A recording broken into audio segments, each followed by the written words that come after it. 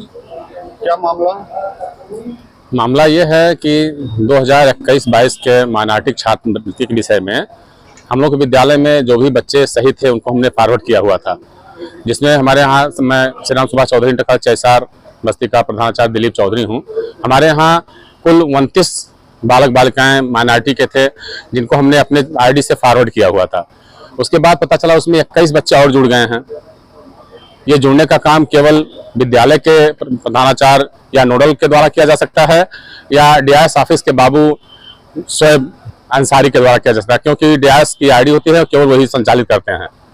उन्होंने हमारे विद्यालय में 21 बच्चों का डाटा और भर करके फीड करके फॉरवर्ड कर दिया है, जिससे हम उसमें संदिग्ध हम प्रतीत होते हैं। भरा गया उनके द्वारा, ब्लेम हमारे ऊपर लगाया जा रहा है कि मतलब बच्चों का फर्जी बच्चों का डाटा मतलब उसमें फॉरवर्ड कर दिए हैं, जबकि वो 21 बच्चे ना मेरे विद्यालय में पंजीकृत हैं, ना उनका कोई नामांकन मेरे विद्यालय में किया गया है मेरे द्वारा।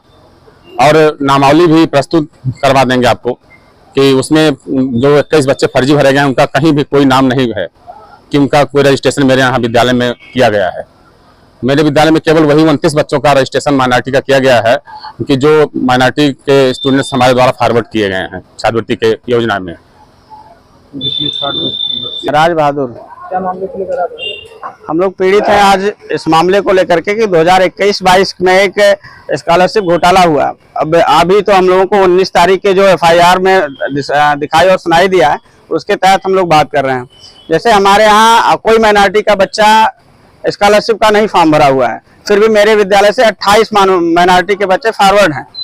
और ये कार्य चूंकि जैसे बड़े भाई ने बताया कि विद्यालय के आईडी से ही हुआ, लेकिन विद्यालय इसमें कहीं से कोई इन्वॉल्वेशन नहीं है, ना ही तो उसके बच्चे कहीं हैं। जैसे अगर हमारे यहाँ कोई बच्चा फॉर्म भरा होता तो हमें वो हार्ड कॉपी देता है, हमारे यहाँ कोई हार्ड कॉपी नहीं है, ना ही तो हमारे किसी नामावली में है। तो ये हमको सूचना जब मिली 2023 में, तो हम लोगों ने अपना एसआर दर्ज कर वहाँ उपस्थित कराया। डीआईएस ऑफिस में एक बैठक हुई, कई अधिकारी जांच में बैठे थे। उस जांच में बैठने होने के बाद हम लोगों ने अपना साक्ष्य रखा, नोटरी दी, ऐसा कुछ उन्होंने कहा कि आप लोगों का कोई मामला नहीं है, किसी बाबू का मामला। शायद उस समय अल्पसंख्यक बाबू को किसी को टर्मिनेट भी किया गया था और मिस्टर शोएब को इसमें ब्लेम भी लगाया गया था कि इन्हीं के द्वारा हुआ है। अब वो मामला 23 में खत्म हो गया। फिर अभी विगत मई लास्ट वीक में हमको फिर फोन आ रहा है कि मैसेज आ रहा है कि आपके यहाँ माइनॉरिटी के बच्चों की सूची पुनः उपलब्ध कराएं। तो हम लोगों ने बताया कि भाई हमारे यहाँ तो कोई बच्चे नहीं है। तो उन्होंने कहा आपने एक एप्लीकेशन दीजिए। मैंने एप्लीकेशन नोटरी पुनः दिया। एक हमारी टीम यहाँ की 5 अधिकारी जांच में लगाए गए थे, जिसमें हमको मिले थे ये सेवा योजना अधिकारी मिले थे। मैंने उनको पूरा रिपोर्ट दिया, नोटरी दी कि हमारे यहाँ ना कोई बच्चे हैं, ना इनसे हमारा कोई ताल्लुकात है, ना ही तो कोई मामला हमारा है। हम इन्हें जानते तक नहीं है, हमारे विद्यालय में कहाँ से आए मुझे नहीं पता। ये सभी लोगों ने बताया था कि 2023 में शोएब ने भरा था, उन पर ब्लेम लगा था। तो ये हम लोगों पर पुनः फिर से कहाँ से आया? फिर हम लोगों ने जमा किया, फिर कहे ठीक है आप लोग चले जाइए। फिर हमको 19-20 तारीख को सूचना मिल रही है कि आप लोगों के नाम से एफआईआर हो गया। अब जिला अधिकारी के पास कोई लेके गए? नहीं, अभी तो हम लोगों ने कोई कहीं एप्लीकेशन नहीं दिया। आप लोगों का सहारा लिया, लोगों से जानकारी लेना शुरू कर दिया कि ऐसा कैसे हो सकता है जिस मामले में हमारी कोई जानकारी नहीं है। अचानक और मान लिया हम लोगों ने जो एविडेंस दिया था वो 23 में और ये मई में भी 25 में, इसमें अगर कहीं कोई कमियां थी तो हमारी टीम बैठाई जाती, हमारे विद्यालय को जांच कराया जाता, हमारे पोर्टल को जांच किया जाता, जो हमारे कहीं यूपी बोर्ड के किसी भी उसमें हमारे उसमें नहीं है, ना ही तो हमारा उनका कोई डाटा हमारे पास है। कहाँ से हुआ, कैसे हुआ, ये आप विभाग जाने। चूंकि विभाग का जो बाबू साहब है, ये इनके पास पूरे जिले के जितने विद्यालय हैं सबके आईडी पासवर्ड इन्हीं के पास होते हैं। नहीं, अगर आपके विद्यालय के द्वारा नहीं किया गया तो जाहिर सी बात है कि बाबू के द्वारा जी, क्योंकि पूरे जिले के आईडी पासवर्ड से संबंधित पूरा वही रखते हैं मिस्टर साहब, तो उन्हीं से हो सकता है, तीसरा और कोई नहीं जान सकता इसके मामले में। रघुवरदास महाराजा दशरथ इंटर कॉलेज का प्रबंधक हूँ। सर 19 तारीख को जो एफआईआर हुआ उससे हमको ज्ञात हुआ कि मैं उस विद्यालय का प्रबंधक हूँ। पता नहीं किस जादू से, नहीं मुझे नहीं मालूम था, कुछ नहीं पता था। मैं प्रबंधक हूँ और मुझे पता नहीं किस तरीके से, किस जादू से मुझे प्रधानाचार्य बना दिया गया। ना मेरे फोन से कोई आईडी पासवर्ड किसी को दिया गया है। चूंकि मैं प्रबंधक हूँ तो विद्यालय के कार्यभार में मेरा कोई इन्वॉल्वमेंट नहीं है। वो प्रिंसिपल साहब देखते हैं और प्रिंसिपल साहब उनको पूरा जवाब जब मांगा गया हम लोगों से 2021-22 के प्रकरण के मामले में, प्रिंसिपल साहब ने उचित अपना जवाब दिया बिना जांच के, बिना कार्रवाई के। हमारे प्रिंसिपल साहब के ऊपर भी FIR हो गया और मेरे ऊपर भी, जबकि मैं प्रबंधक हूं, मैं प्रिंसिपल कैसे बन सकता हूं। तो मेरा आप लोगों के माध्यम से माननीय जिलाधिकारी महोदय से, माननीय SP महोदय से यही निवेदन है कि इस प्रकरण का निष्पक्ष जांच कराया जाए। यदि मैं दोषी हूं तो मुझे सजा दी जाए, नहीं तो जो भी दोषी है, दोषी व्यक्ति को सजा दिया जाए। आप लोगों के माध्यम से यही हमारा निवेदन है सर। राजकुमारी कन्यापुर माध्यमिक विद्यालय सिद्धनाथ रौतापार बस्ती, दुर्गेश कुमार मिश्रा।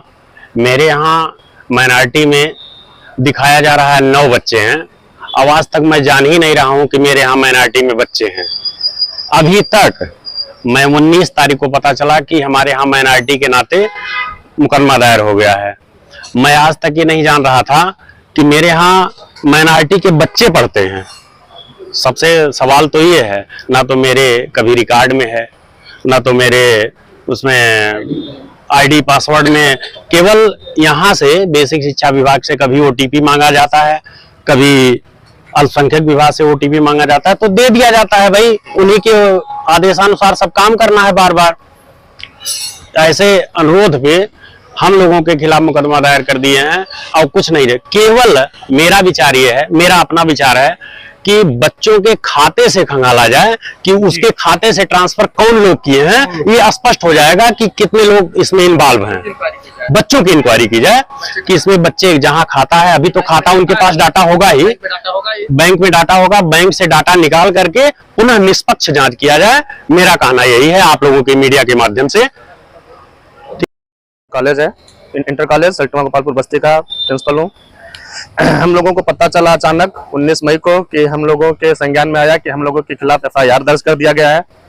जब हम लोग मामले की जांच करते हैं तो पता चलता है कि यह प्रकरण 21-22 का है। अल्पसंख्यक भारत सरकार के द्वारा छात्रवृत्ति दी जाती है माइनॉरिटी के बच्चों को, जो कि इससे पहले मेरे विद्यालय में 21 से पहले न कभी बच्चों का छात्रवृत्ति भरा गया है, न 21 के बाद भरा गया, कभी नहीं। बस 21-22 का प्रकरण मेरे विद्यालय में है।